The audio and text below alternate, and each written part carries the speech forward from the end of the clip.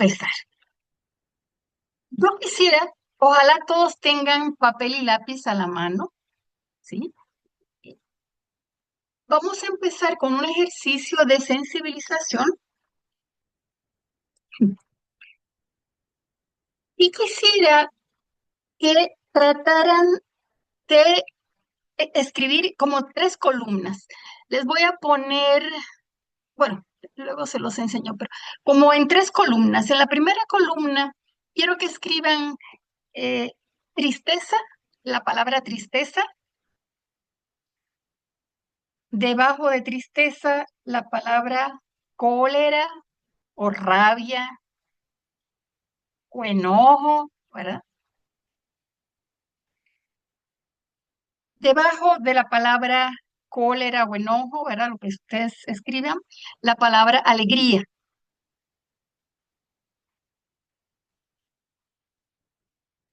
Y debajo de la palabra alegría, la palabra disgusto.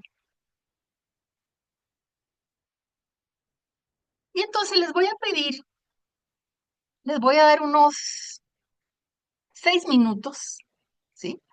Para que escriban al lado de cada emoción, ¿sí? Escriban primero, cuando ustedes sienten esa emoción, ¿en qué lugar del cuerpo la sienten? ¿Sí? Por ejemplo, tristeza. Cuando siento tristeza, ¿dónde suelo sentir la tristeza? Piensen, ¿sí? Piensen, cuando estoy triste, ¿dónde lo siento? A lo mejor siento que me aprieta el corazón, el pecho, o siento un nudo en la garganta, o siento que las manos se me ponen frías, qué sé yo. Cada quien tiene una forma diferente de reaccionar. Entonces, para cada sentimiento, para cada emoción, quiero que escriban 1 o 2 palabras que expresen el lugar del cuerpo donde ustedes sienten ese sentimiento, así para la cólera, para la alegría, para el disgusto, ¿sí? Y luego, como una tercera columna, al lado de cada una de esas lugares, quiero que escriban cómo reaccionas o qué haces conductualmente, ¿sí? Conductualmente, ¿qué haces cuando sientes esas emociones? Por ejemplo, eh, tristeza. Bueno, yo siento la tristeza, normalmente siento el pecho apretado. ¿Cómo reacciono? Bueno, normalmente me quedo como muy callada, me aíslo, ¿sí? Me encierro en mi cuarto. Esas son conductas concretas, ¿sí? Entonces, para cada uno de esos 4 sentimientos, yo quiero que ustedes escriban, que identifiquen dónde lo sienten y cómo se comportan o qué reacciones tienen cuando sienten esos sentimientos. Si hay alguno de los sentimientos que no saben responder dónde lo sienten, no importa, lo dejan en blanco. Eso es parte del ejercicio, ¿sí? O si no se acuerdan cómo reaccionan, pues lo dejan en blanco, eso también es parte del sentimiento. Entonces les voy a dar 6 minutos para que trabajen en silencio con el ejercicio.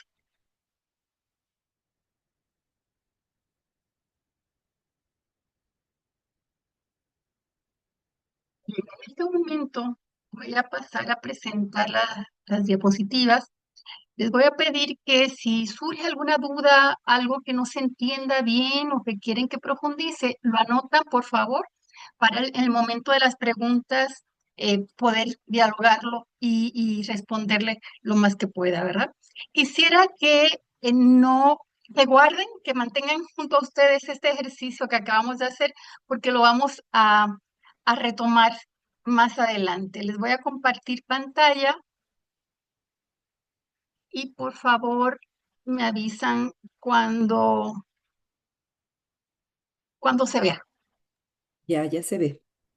Ok.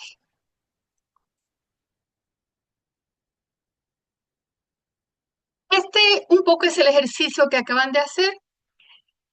Primeramente, la invitación es que ustedes tengan un cuaderno, un diario, eh, que ustedes puedan utilizar para tratar de hacer este ejercicio todos los días, un tiempo, 2 semanas, 3 semanas.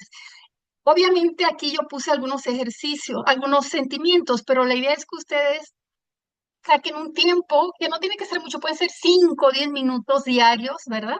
Y que escriban qué es lo que han sentido durante el día o qué sienten en ese momento del día y le pongan nombre, ¿verdad? Y luego, pues hagan el ejercicio. ¿En qué lugar del cuerpo han sentido esos sentimientos del día? ¿Cómo reaccionan o cómo se comportan? Para que vayan descubriendo y vayan tomando conciencia con el pasar del tiempo cuáles son los sentimientos que predominan en ustedes, porque eso es importante para muchas cosas, pero sobre todo para saber qué se está moviendo dentro de mí, inclusive para los momentos de discernimiento, ¿verdad? Es importante conocer qué se está moviendo dentro de mí. Y también es importante darnos cuenta o tomar conciencia de cómo vamos reaccionando, porque pueden haber reacciones eh, normales, positivas, como puede ser, bueno, si tengo enojo o cólera, pues me doy cuenta, cuento hasta 10, respiro profundo, a lo mejor me retiro del lugar y luego regreso, pero puedo tener reacciones muy violentas o puedo gritar o puedo empezar a dar golpes en la pared o en el escritorio o puedo empezar a amenazar. Entonces, es importante tomar conciencia de lo que vamos sintiendo. Por eso es importante el registro, ir como registrando, porque nos ayuda a conocernos mejor, a conocer nuestras emociones, dónde las siento, cómo reacciono. Eso es importante. Entonces, empezar por ahí, ¿no? Como la invitación a registrar sus emociones por lo menos un tiempo, ¿verdad? 2, 3 semanas, un mes, para que ustedes descubran el mundo de emociones que hay en ustedes, ¿verdad? Y esto me lleva a lo siguiente. Cada día experimentamos cientos de emociones, cientos, ¿verdad? Que representan alrededor del 90% de las horas que pasamos despiertos. Lo que pasa es que no siempre se es consciente de esas emociones, ¿verdad? Porque algunas son tan de baja intensidad que no superan el nivel de detección, pero sucede, ¿verdad? Algunas son agradables, otras no lo son, ¿verdad? A veces queremos reprimirlas, otras veces huir de ellas y otras deseamos simplemente ignorarlas. Pero nada de esto funciona, les advierto desde ahorita, ¿verdad? Y si logro reprimirlas o esconderlas, el costo es muy, muy alto. Y vamos a ver por qué. ¿Qué son las emociones y los sentimientos? ¿Sí? Primero vamos con las emociones, porque aunque las intercambiamos, son palabras que intercambiamos, técnicamente no son lo mismo, ¿verdad? Las emociones son reacciones neurofisiológicas, ¿verdad? Desencadenadas por un estímulo que puede ser interno, un pensamiento, ¿verdad? Alguna idea que me pasó por la cabeza, un recuerdo de alguna experiencia, pero también por un estímulo externo, algo que me pasó, algo que me dijeron, algo que vi, algo que olí, algo que escuché, una canción, ¿verdad? Las emociones son respuestas automáticas con unas pautas orgánicas muy precisas, ¿verdad? Si yo tengo miedo, posiblemente empiece a tener taquicardia, me empiecen a sudar las manos, se genera el cortisol y que me está avisando que tengo que huir o que me tengo que preparar para el ataque, ¿verdad? Entonces, las emociones son las respuestas que ofrece el cuerpo a las circunstancias de la vida, ¿verdad? Los sentimientos son emociones, pero a la que le añadimos juicio, le añadimos pensamiento, ¿sí? Los sentimientos incluyen la evaluación que hacemos consciente o inconscientemente de la experiencia emocional, ¿verdad? Tiene que ver con esa autopercepción de una determinada emoción y que implica el juicio de las emociones. Te lo explico. Bueno, las emociones tienen un inicio y un final. Suelen ser de muy corta duración, ¿verdad? El sentimiento puede perdurar en el tiempo. ¿No? Las emociones aparecen automáticamente, implican una reacción fisiológica frente a un estímulo interno o externo. Los sentimientos aparecen una vez que inicia el proceso de pensamiento y de reflexión sobre lo que estamos experimentando. Implican valoración, implican juicio. ¿verdad? Si yo estoy viviendo un momento de, no sé, tengo miedo o de momento empiezo a sentir ansiedad y yo ya tengo una experiencia previa y no me ha ido muy bien, automáticamente yo activo ese sentimiento. O sea, ya viene como en automático. Y empiezo a decir, híjole, ay, siento esto, otra vez me va a ir mal y me va a pasar esto. Y empiezo a recrear toda una serie de eventos, de pensamientos, de ideas, ¿no? Las emociones son básicas y primitivas, ¿sí? Surgen del cuerpo, de la fisiología. Ahorita vamos a ver de dónde vienen. Los sentimientos son culturalmente codificados porque vamos aprendiendo ese juicio y esa valorización desde la familia, las primeras experiencias, lo que me enseñan y dicen mis papás, lo que me dicen en la escuela, etcétera, ¿no? Las emociones son fácilmente observadas por otros. Si yo estoy hablando con ustedes y me empiezo a poner roja, ¿verdad? Colorada, seguramente es que me siento avergonzada y eso ustedes lo van a notar. O me empiezan a sudar las manos, ¿verdad? Puede indicar que estoy nerviosa, ¿no? Entonces, o se me aguan los ojos sin ningún control de mi parte, ¿verdad? Pues eso le indica que puedo estar pensando algo triste, que me estoy sintiendo triste, ¿no? Entonces, las emociones se observan porque tienen que ver con reacciones fisiológicas. Ujú. Los sentimientos a veces no son tan fáciles de observar y se pueden disimular, ¿sí? Y tenemos el caso de personas eh, que se han suicidado, por ejemplo, que sentían mucha angustia, mucho temor o que están deprimidas y que no nos enteramos, ¿no? Ay, pero si yo lo veía bien, pero ¿qué le pasó? ¿No? Entonces, o a veces estamos con alguien que parece que está muy bien, pero por dentro está roto, ¿no? Entonces, los sentimientos no siempre son fáciles de ocultar, ¿verdad? Digo, son más fáciles de ocultar que las emociones. De aquí, dependiendo del autor, ¿verdad? Que se lea, así será el número de emociones primarias, ¿no? Como de las básicas. Pero lo importante no es contabilizar las emociones, sino saber que existen para poder identificarlas, poderlas nombrar y poderlas procesar, ¿verdad? Algunos teóricos proponen familias básicas. Yo les traje aquí las básicas: la alegría, la tristeza, el enojo, la vergüenza, el miedo, el desagrado, la sorpresa. Son como emociones básicas y de ahí se desprenden una serie de emociones, sentimientos, ¿verdad? Eh, de cada una de ellas. Y siempre me gusta mostrárselas porque es interesante. Cuando yo he estado trabajando en terapia, ¿verdad? Con mis clientes en terapia, sean jóvenes o adultos, ¿eh? Es muy interesante el fenómeno, se da con jóvenes y con adultos. Y les digo, ¿cómo te sientes? ¿Bien o mal? Pero, ¿por qué te sientes mal? Y, nombra, ponle nombre. Ay, no saben ponerle nombre. O tienen un léxico muy pequeño de emociones, ¿verdad?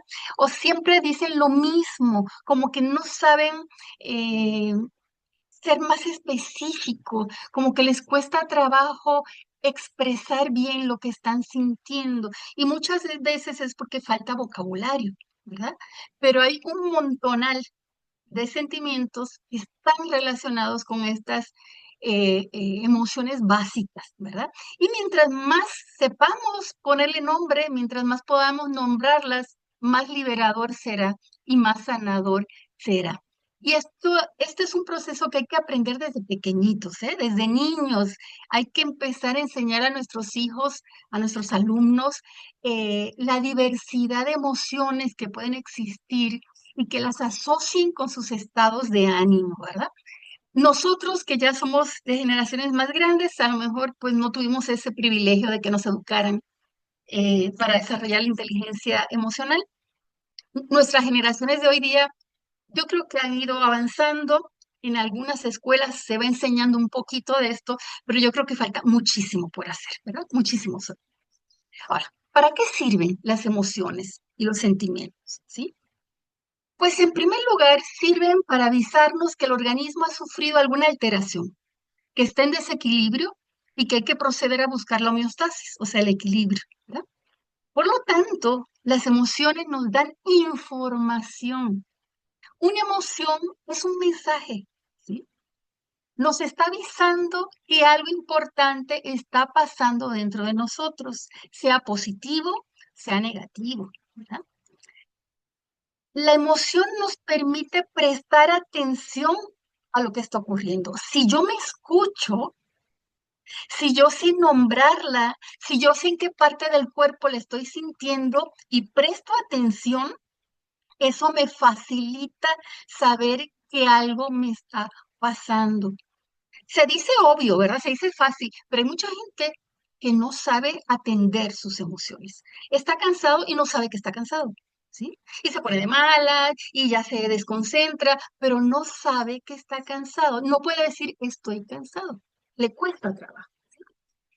La emoción también nos advierte que hay una necesidad a satisfacer, ¿verdad? Y esto es importantísimo, porque sobre todo las emociones más negativas, las emociones que pueden ser, y no me gusta llamarlas negativas, sino eh, negativas en el sentido que pueden generar estados tóxicos o que pueden dañarnos, ¿verdad? Si no las manejamos adecuadamente, ¿sí? Eh, Estas emociones nos están avisando que hay una necesidad que no está satisfecha. Y si yo puedo identificar cuál es la necesidad, puedo hacerme responsable de ello, ¿no? Las emociones también nos permiten adaptarnos a situaciones, ¿verdad? Y mostrar el comportamiento adecuado. Por ejemplo, cuando estamos en duelo, ¿no? Cuando hemos tenido una pérdida, estas emociones nos ayudan a ubicarnos en la situación y nos permiten pasar por ese proceso de adaptación frente a una pérdida. Ujú. Las emociones, en fin, son señales, ¿verdad? Son mensajes del cuerpo para ayudarnos a procesar, a integrar, a comprendernos, a discernir, a tomar buenas decisiones, ¿sí? Entonces, las emociones, nuestros sentimientos son una ayuda, para eso están. ¿Dónde se produce? Pues miren, en 1973, la neurocientífica Candace Pert descubrió que el primer componente de la emoción es una molécula encontrada en la superficie de las células del cuerpo y en el cerebro que se llama receptor opioide. No me interesa que se aprendan de memoria esto, ni darles demasiados detalles de la neuroquímica de las emociones, pero sí es interesante e importante que sepan, ¿verdad? Porque tienen relación con la salud, ¿sí? Estos receptores se encuentran en la superficie de la membrana celular y se unen de forma selectiva a moléculas específicas, tipo llave cerradura, ¿verdad? Estos mensajes esos neurotransmisores son mensajeros emocionales, ¿verdad? Son moléculas que están en ese sustrato básico de la emoción y que actúan como señales que impactan la química, la electricidad de cada célula de nuestro cuerpo y de cada molécula que dirige nuestra fisiología. Por lo tanto, estas moléculas, estos neurotransmisores, afectan la frecuencia bioquímica celular, afectando nuestra fisiología, nuestro comportamiento e incluso nuestra genética, ¿verdad? Nuestra genética. Las emociones dirigen los cambios fisiológicos que ocurren simultáneamente en el cerebro y en el resto del cuerpo, ¿sí?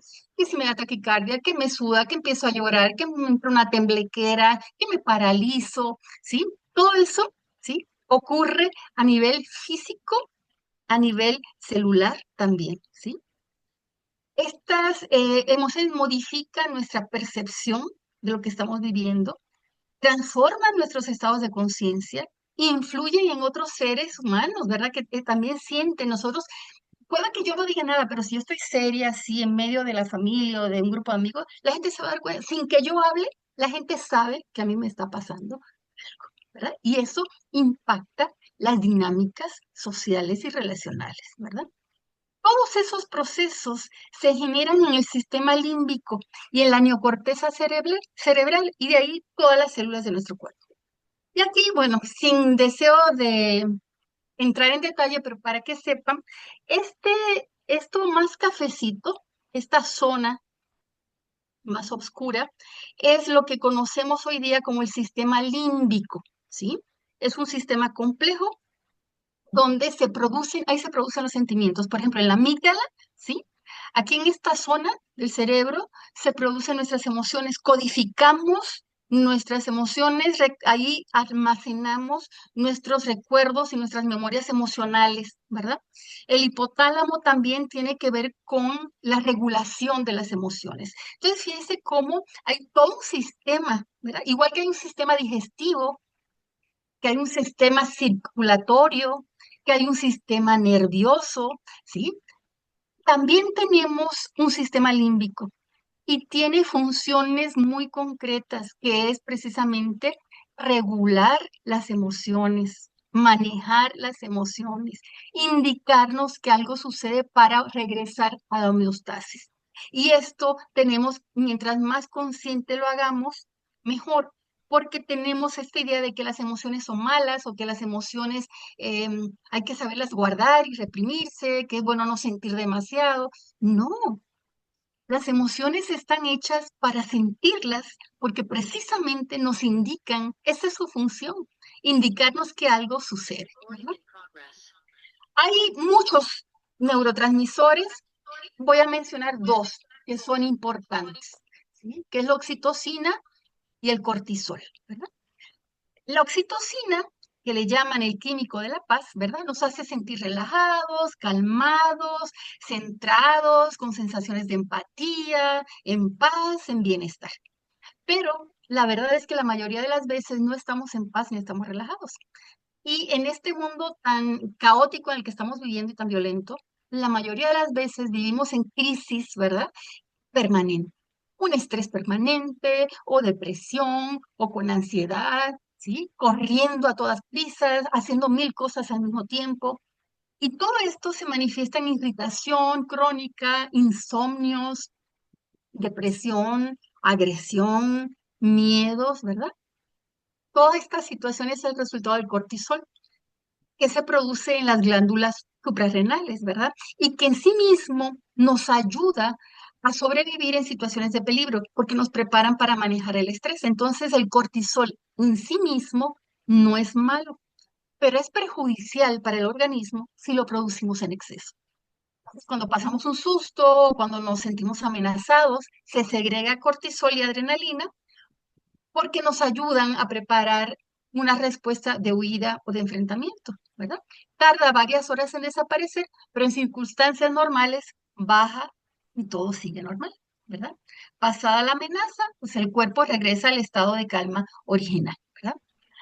Cualquier situación posterior puede detonar nuevamente una alarma, ¿verdad? Aunque no sea real, tenemos que recordar que el cuerpo y la mente, sobre la mente, no distingue lo que es real de lo que es imaginario. Entonces, por eso el cerebro, ante cualquier pensamiento de amenaza, aunque no sea real, ya nos va a impactar, ¿verdad?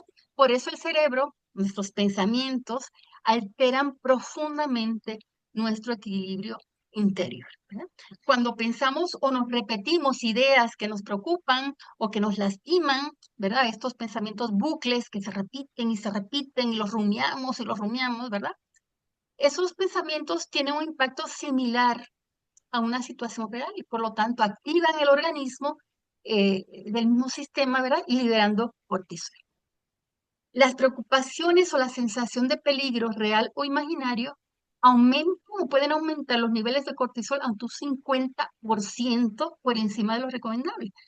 Entonces, imagínense ustedes, si vivimos en un estrés crónico, si todo el tiempo estamos bajo estrés, si todo el tiempo estamos ansiosos, si todo el tiempo nos sentimos amenazados, los mecanismos de adaptación se saturan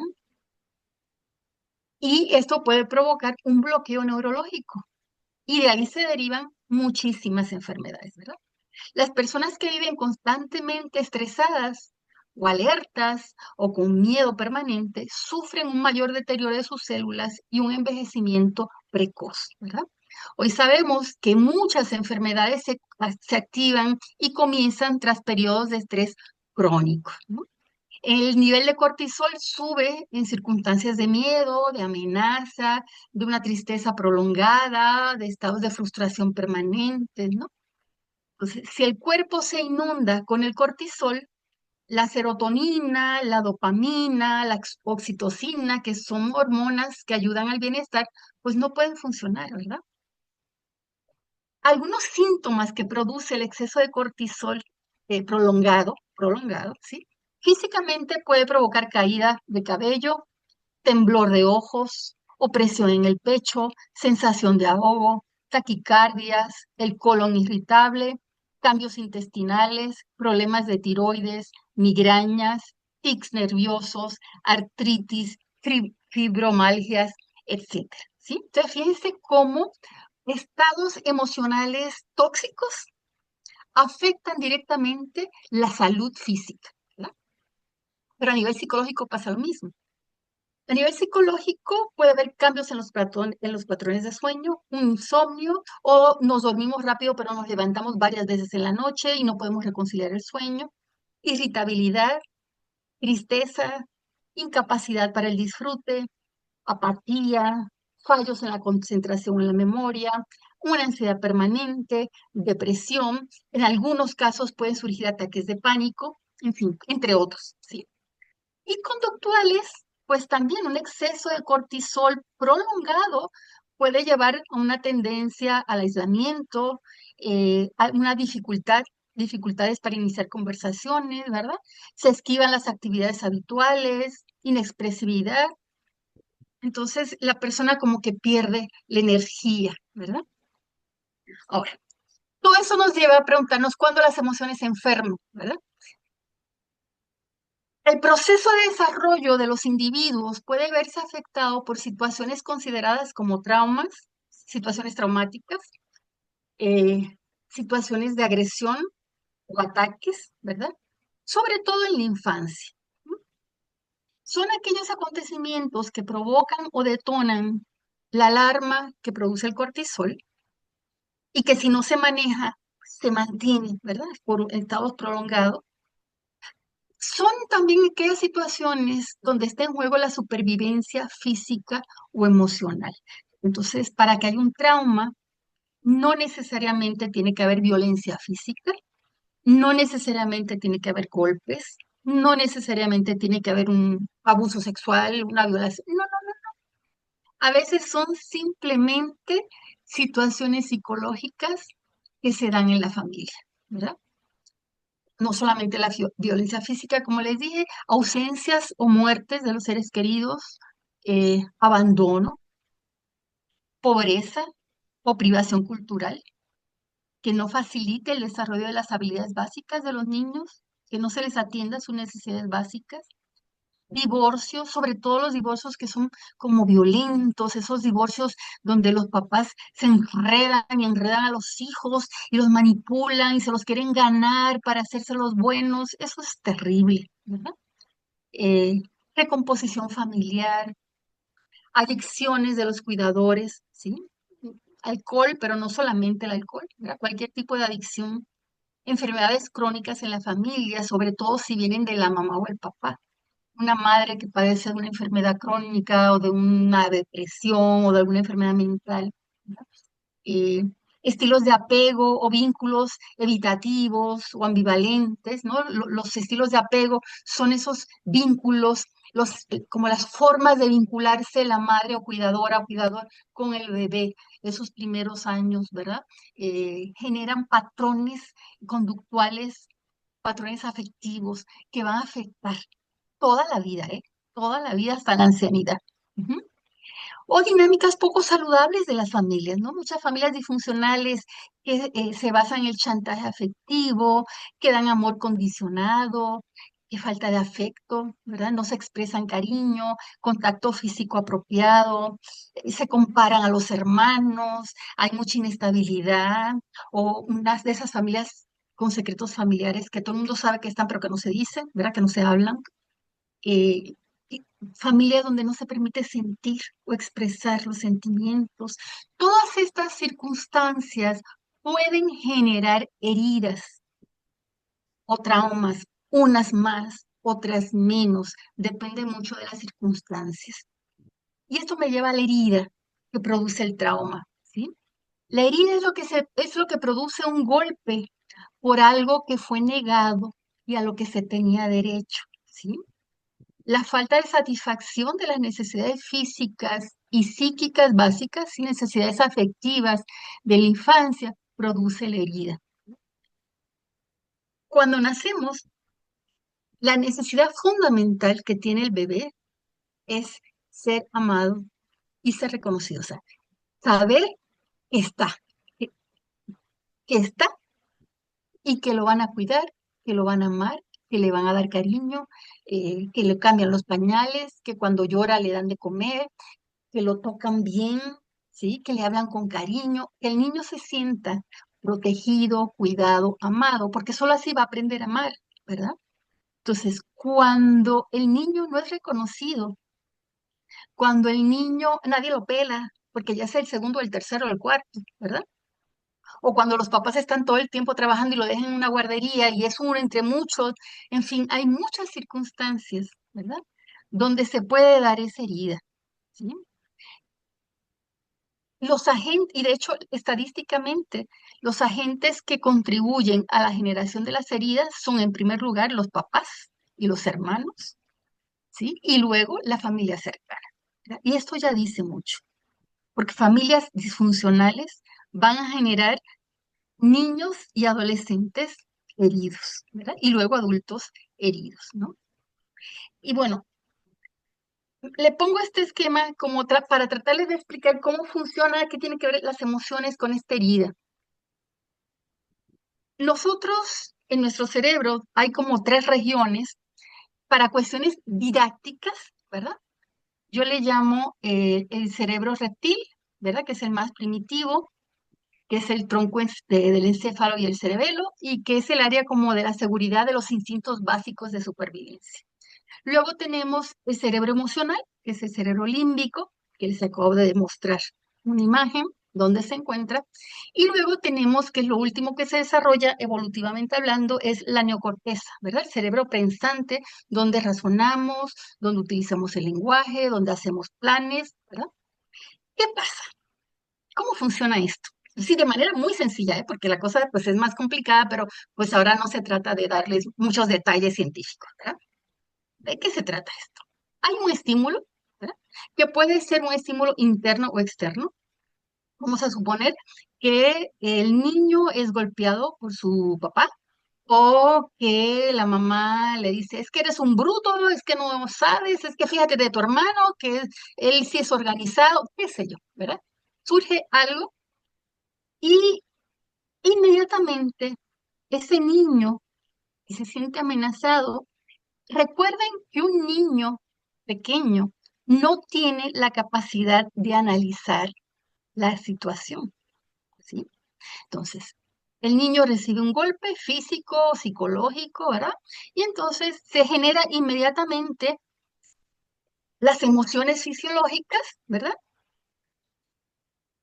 Que van a evolucionar y si se da permiso a sentirlo y si ese niño pudiera procesar lo que le está pasando y las emociones, pues esas emociones van a la neocorteza, se le pone nombre, se registran, se archivan, se procesan y desaparecen.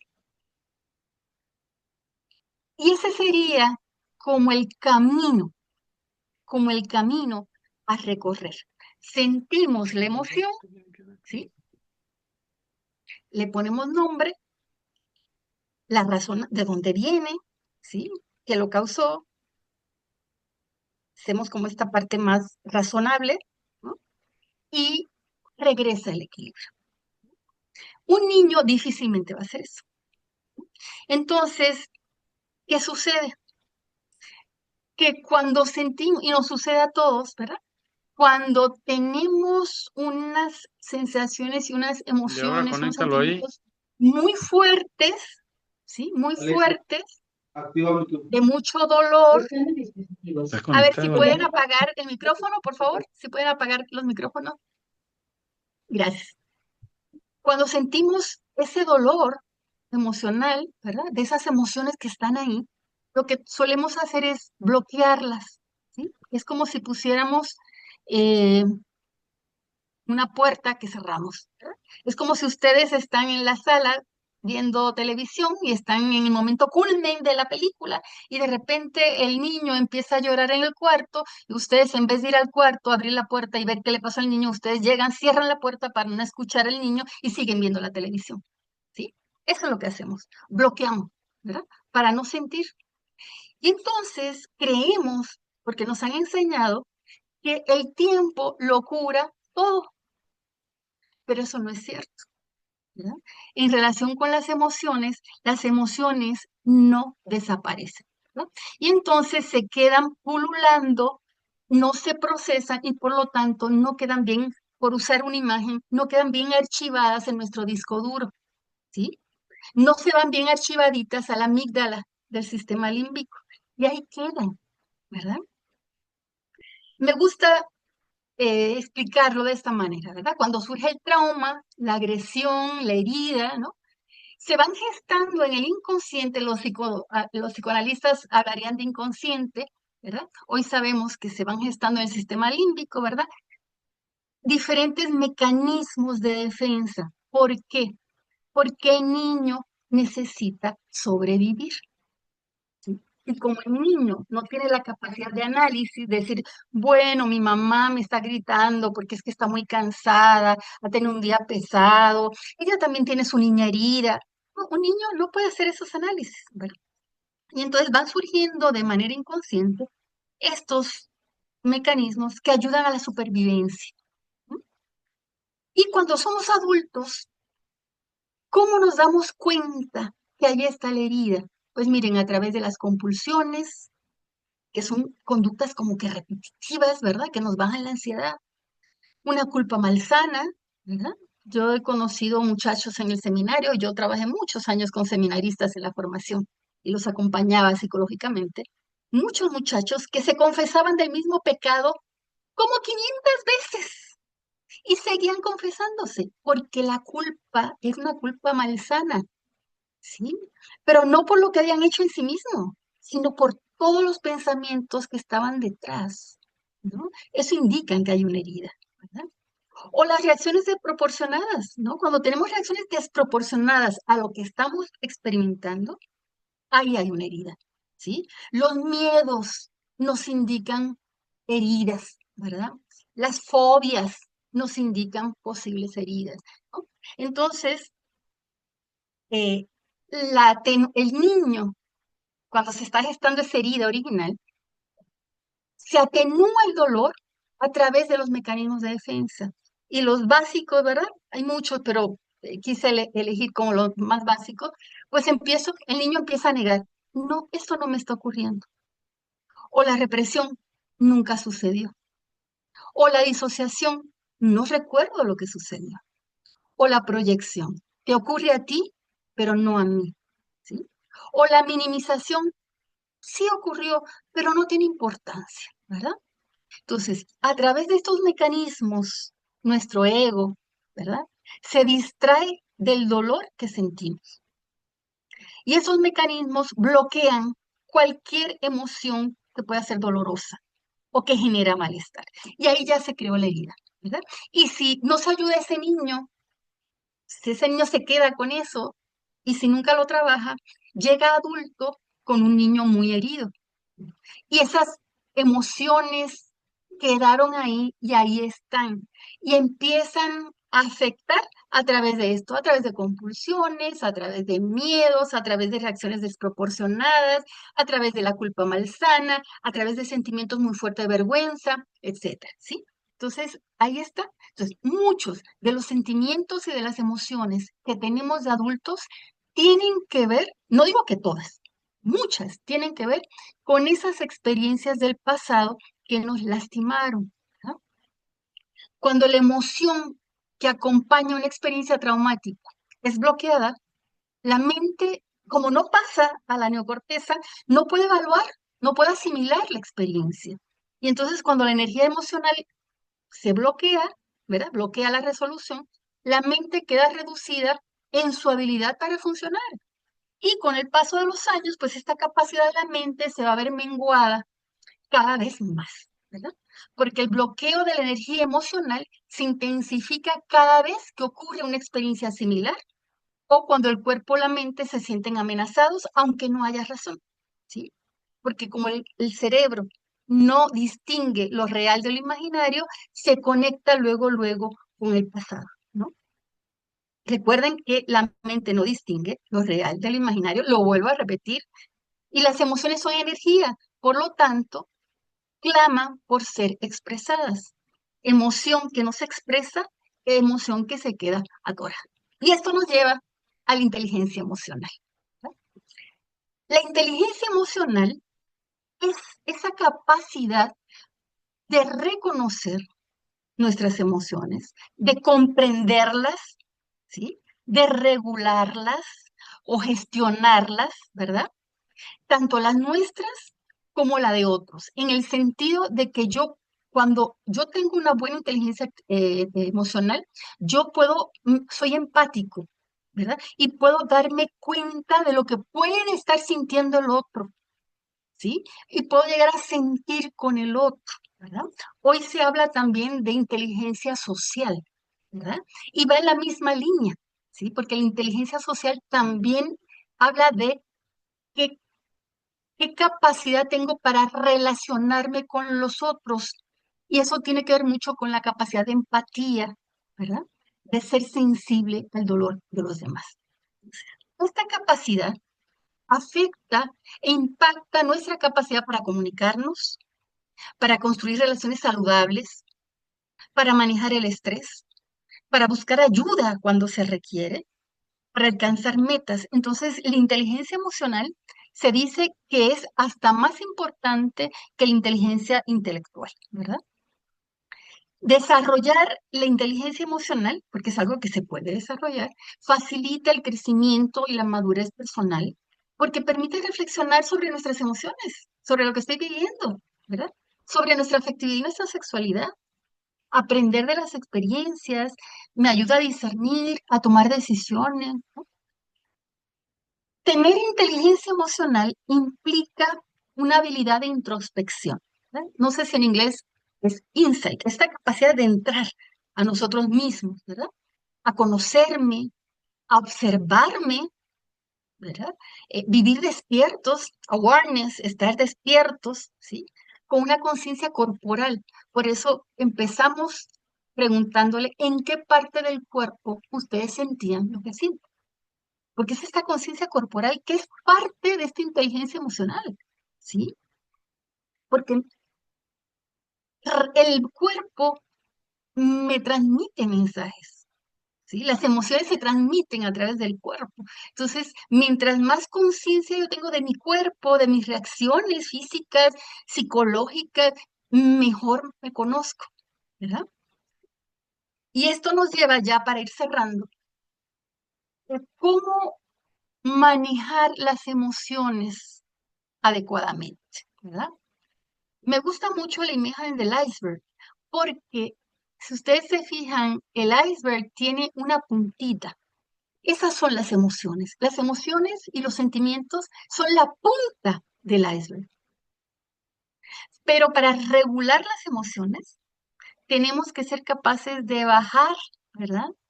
De bajar hasta el fondo, ¿sí? De entrar en nosotros. Entonces, ¿cómo manejarlas? Y estos son 4 puntos clave, ¿verdad? Punto número 1. Mientras más inteligencia emocional desarrollamos, más hábiles nos hacemos en estos procesos, ¿no? Pero requiere mucha práctica porque no se nos ha educado para esto, ¿sí? Entonces cuesta mucho trabajo, ¿no? Primer punto, ayuda a aceptarlos como ayuda, ¿sí? Primero que nada, reconocer las emociones y los sentimientos nos traen un mensaje. Por lo tanto, primero que nada, aceptarlos como ayuda. Siento rabia, siento celos, siento envidia, siento sorpresa, siento frustración. Ok, me están trayendo un mensaje. No los rechazo, los acepto como parte natural. Igual que el estómago tiene que hacer los movimientos peristálticos para que el alimento se triture, ¿verdad? En el proceso de digestión. Igual que el corazón tiene que bombear para que la sangre pueda salir, igual, ¿sí? Las emociones son parte de ese sistema límbico que me traen un mensaje. Entonces, primero, aceptarlas, ¿sí? No hay emociones buenas ni malas en sí mismas. Todas son un mensaje. El problema es lo que yo hago con eso. Eso sí, ¿verdad? Paso número 2, reconocerlos, sentirlos, llamarlos por su nombre, ¿sí? Siento que me viene la taquicardia, siento que me pongo nerviosa, ¿verdad? Que tengo palomitas en el estómago. Me doy permiso a sentirlo y le pongo nombre. A ver, Wanda, ¿qué sientes? Es que estoy nerviosa por la plática del ratito. Ay, es que siento, sí, es como miedo, porque como que no me preparé bien. No, pues siento el pecho apretado. ¿Qué siento? No, pues es frustración. Me siento frustrada, ¿sí? Eso es importante, darme permiso para sentirlos y ponerles nombre. Si yo no le pongo nombre, ¿cómo lo manejo? ¿Verdad? ¿Cómo lo manejo? Una vez acompañando a una adolescente cuando yo trabajaba, yo fui directora de una secundaria hace muchos años, aquí en México. Y una vez hablando con una de las alumnas, le decía, pero que estaba llorando y llorando y llorando. Y le decía, trata de decirme cómo te sientes. Me decía, me siento X. Dice, X. ¿Y qué es eso? ¿Qué es eso de sentirse X? A ver, trata de explicarme qué sientes, ¿no? Entonces, pareciera fácil, pero a veces no es tan fácil, ¿verdad? Tercero, buscar de dónde vienen y reflexionar qué me dicen de mi modo de ser y de pensar. Y otra vez volvemos al dibujo, ¿verdad? Es darnos permiso para bajar y ver de dónde viene este sentimiento, ¿sí? Puede ser que me enojé con mi marido, pero ¿por qué me enojé? ¿Qué me hizo de enojar? Porque es muy fácil echarle la culpa al marido, ¿sí? Digo, y hablo por mí, ¿verdad? Es muy fácil hablar, echarle la culpa al marido, pero a lo mejor si me pregunto, a ver, ¿qué dijo él que me detonó esto? Y si me conozco, si me observo, a lo mejor puedo descubrir que tiene que ver con algo del pasado que yo no resolví, quizá con mi papá o con mi mamá, ¿sí? O a lo mejor descubro que eso que me dijo me hizo sentir que me faltaba el respeto. Entonces veo, ¿por qué me siento así? ¿Verdad? ¿De dónde viene esto? Y puedo comprenderme y asumir la parte de responsabilidad que me toca, porque es más fácil echarle la culpa a los demás de lo que yo estoy sintiendo. Pero lo que yo estoy sintiendo tiene que ver más con mis pensamientos que con lo que el otro me dice. La mayoría de las veces, no sé, ¿sí? Y cuarto punto, saber a dónde me llevan, a qué me impulsan o a qué me desalientan. Y aquí viene como esta dimensión no solo de la voluntad, sino de la ética, ¿sí? Yo puedo sentir rabia contra mi marido y puede ser normal y es válido que yo sienta rabia, coraje, ¿sí? Ahora, que yo quiera agarrar un sartén y rompérselo por la cabeza, eso no es ya tan sano, ¿verdad? Esa es la dimensión ética, ¿sí? Si yo me enojo, si yo me violento y empiezo a golpear y empiezo a empujar y empiezo a golpear la pared o el escritorio o empiezo a amenazar a los demás o salgo del coche para mentarle la madre y romper los vidrios del coche de atrás, eso es salirse del control y eso no habla de inteligencia emocional. No sé regular mis emociones. Entonces sí es importante este último paso, ¿verdad? ¿A dónde me llevan? ¿A qué me impulsan? ¿O a qué me desalientan? A lo mejor este sentimiento me lleva a una depresión, ¿verdad? Me lleva a encerrarme, a tener ideas suicidas. ¿A dónde me lleva? Estos cuatro pasos son fundamentales para aprender a manejar nuestras emociones. Otro punto importante de la inteligencia emocional es necesitamos revisar nuestros mapas mentales, nuestros esquemas mentales, ¿verdad? Porque son los filtros a través de los cuales vemos la realidad e interpretamos todo lo que sucede. ¿verdad? Incluyendo la interpretación de las emociones. Los mapas mentales incluyen nuestros esquemas mentales, incluyen todos los aprendizajes conscientes o inconscientes que hemos tenido desde nuestro nacimiento. Todos los mensajes que recibimos, los estilos de vínculo, los traumas, las carencias, las experiencias positivas, todo está ahí. Es el material más básico y primitivo que tenemos, ¿verdad? Y hay que revisarlos porque la realidad cambia, porque yo cambio, porque nosotros cambiamos constantemente y porque contienen muchas ideas irracionales. Y las ideas irracionales nos lastiman, ¿sí? Los mapas mentales traen muchos pensamientos irracionales. Están formados por experiencias, por creencias, por nuestra forma de personalidad, cómo nos hemos estructurado afectivamente, ¿verdad? Y todas esas cosas, esos mapas mentales producen pensamientos en automático, ¿m? Que se vuelven verdades rígidas, muchas irracionales, espontáneos, ¿verdad? Nos salen así, ¿verdad? Y son muy difíciles de cambiar. Por eso cuando revisamos nuestros mapas tenemos que revisar nuestras ideas irracionales. Y aquí les pongo algunas, ¿verdad? Es esencial que me quieran y aprueben todos los compañeros de trabajo. Debo ser totalmente competente y oportuna. Algunas personas son malas, son perversas. Tengo que apartarme para castigarlas, ¿verdad? La infelicidad en mi vida está producida por causas externas a mí y no he tenido el control de ellas. Debo tener a mi lado siempre a alguien más fuerte en quien confiar. Soy indeseable y nadie puede amarme. Mi valor se mide por mi desempeño. Nunca debo ofender a alguien. No debo permitir que la gente sepa cómo soy en realidad. Debo ser generosa y considerada y amorosa con los demás siempre, etcétera, etcétera. ¿Sí? Estos pensamientos irracionales, pues son irracionales en primer lugar porque es imposible que puedan aplicarse al pie de la letra o en todas las circunstancias que vivimos, ¿verdad? Se convierten en reglas que exigen obediencia estricta y cuando no se cumplen, pues generan un sinfín de sentimientos también, culpa, frustración, decepción, disgusto, resentimiento, ¿no? Y se convierten en automensajes que nos repetimos continuamente. Y aquí les pongo un ejemplo que me ha pasado a mí, ¿sí? Tengo invitados en la noche, preparando la comida, se me quema por un descuido. Mi primera reacción, ¡ay, qué imbécil soy! Ay, lo arruiné todo. Soy un desastre. ¿Cómo anda? ¿Sí? Y claro, me enojo, ¿verdad? Contra, ese enojo conmigo, pero ese enojo contra todo lo que está a mi alrededor. ¿No? Y entonces, claro, no solo me siento enojada, sino que me pongo agresiva, irritable, empiezo a gritar, ¿no? Y si se me acerca el marido o el hijo, déjame tranquila, es que no te metas, es que no sé qué, ¿sí? Entonces, consecuencias, ya le amargué la vida a todo el mundo. Y seguramente cuando lleguen los invitados voy a estar con una cara de perro, así medio enojada, ¿verdad? Porque entonces fíjense cómo frente a una situación concreta, luego viene la emoción. Pero si nos paramos a detenernos y a reflexionar, me doy cuenta que la emoción responde más al pensamiento automático que a la misma situación.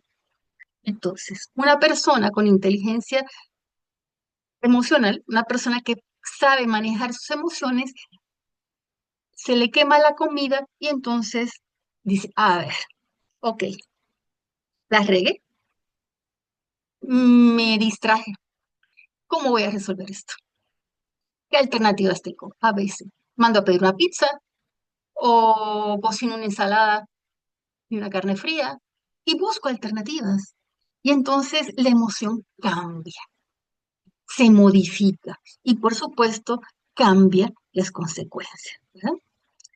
Y con esto cierro, ¿verdad? Otras estrategias para el manejo de emociones, pues saber buscar ayuda es de personas inteligentes emocionalmente, ¿verdad? Buscar ayuda, procesos terapéuticos o un buen director espiritual que sepa de psicología, ¿verdad? Dependiendo de lo que sea.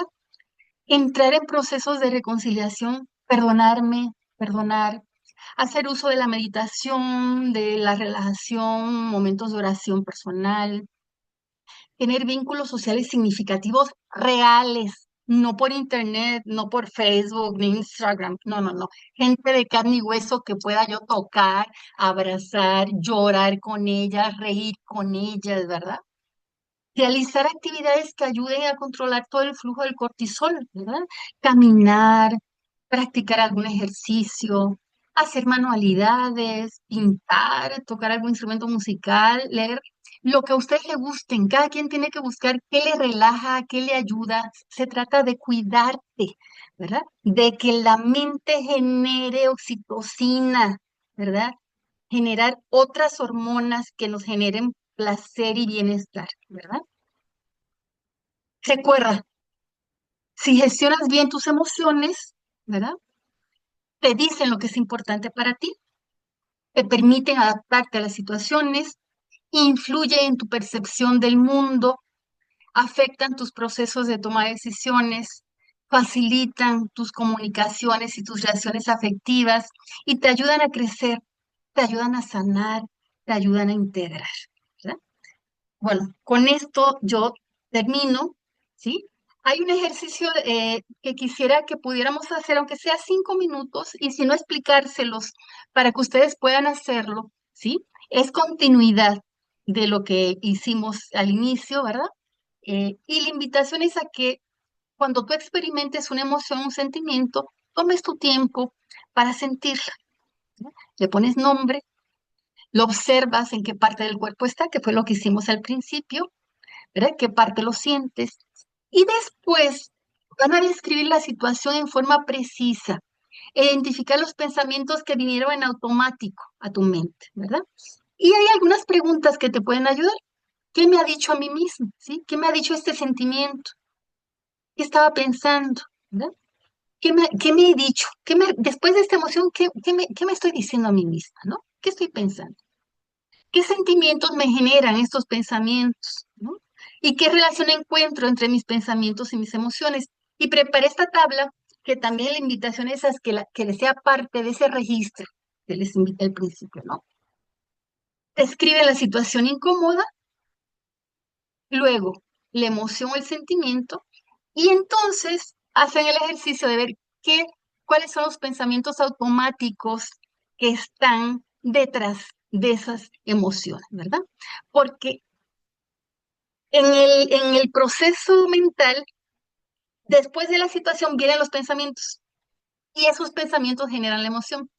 Pero didácticamente, sí, pedagógicamente es la situación y rápido, rápido viene la emoción. Pero entonces tenemos que identificar cuál es el pensamiento automático, ¿verdad? Que nos estamos repitiendo y que ha generado esa emoción. ¿Ok? Entonces, bueno, eh, aquí hay una bibliografía recomendada. Si quieren, lo que puedo hacer es, si les interesa, les puedo subir esta presentación, se la mando a Ofelia y que ella se las envíe a ustedes, a lo mejor para que puedan leerla con calma y rumiarla, ¿verdad? Y bueno, aquí hay una bibliografía. Alguna es muy viejita, pero sigue siendo muy básica, se ha reeditado, ¿verdad? Como el primero, La inteligencia emocional. Para los que no saben nada, este libro sigue siendo muy bueno, ¿no? Y estos últimos dos que están en asterisco son dos libros recientes que trabajan las emociones, pero para niños, o sobre todo para niños más grandecitos, para adolescentes y para jóvenes. Y están bastante buenos, sobre todo el de Tu guía de emociones, es muy bueno. Y aunque sirve también para adultos, ¿eh? Sirve para adultos, pero sobre todo está pensado para jóvenes, para adolescentes y jóvenes. Entonces, bueno, yo con esto cierro.